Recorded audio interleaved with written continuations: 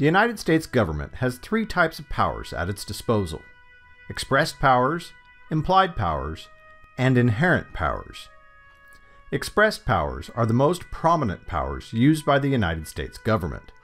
These powers are also referred to as the enumerated or explicit powers. Expressed powers are those specifically delegated to the government through the U.S. Constitution. Many of these powers are established in Article 1, Section 8 of the Constitution. These include the power to levy and collect taxes, duties, and excises, as well as provide for the common defense and promote the general welfare of the United States.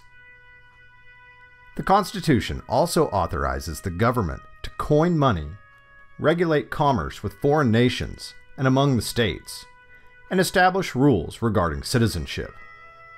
The government can also set standards for weights and measures, establish post offices, raise an army, maintain a navy, and declare war.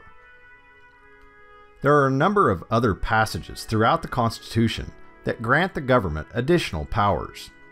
For example, Article 3, Section 3 gives Congress the power to declare a punishment for treason. Article 4, Section 3 outlines the process by which Congress may admit new states to the Union. Some constitutional amendments provide additional powers as well. For example, the 16th Amendment authorizes Congress to collect income taxes.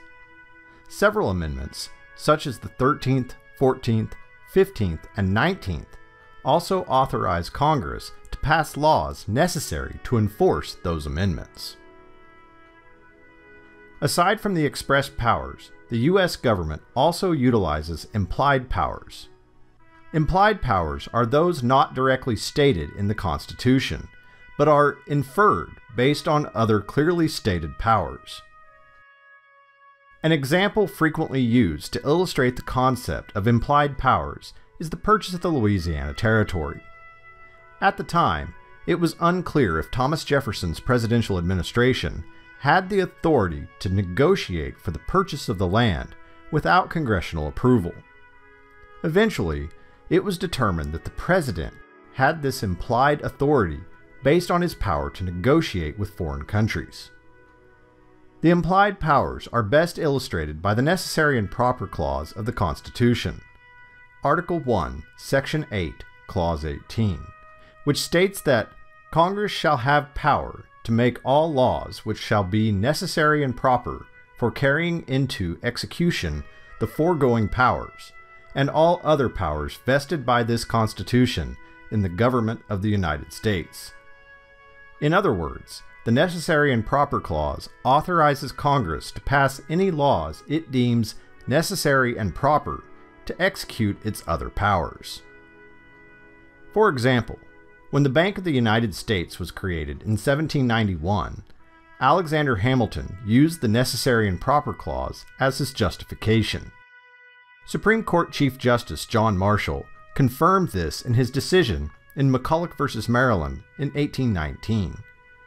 He stated that, while the Constitution did not explicitly allow for the creation of a national bank, the Necessary and Proper Clause implied that such a bank could be created.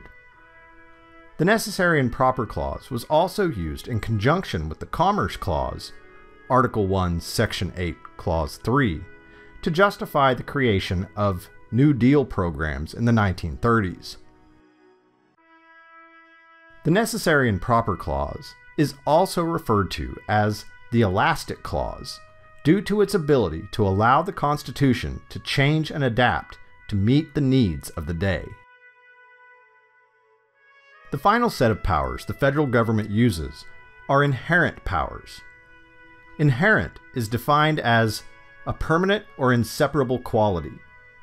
Therefore, inherent powers are considered permanent or inseparable from a national government, and are deemed essential to managing a country. These are powers that, while not necessarily stated in the Constitution, have belonged to every national government throughout history.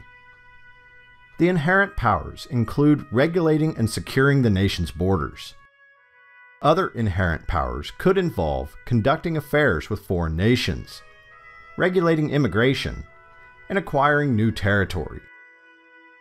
While the U.S. government's powers have changed and expanded a great deal over the years, virtually all of the government's responsibilities can be grouped into one of these three categories.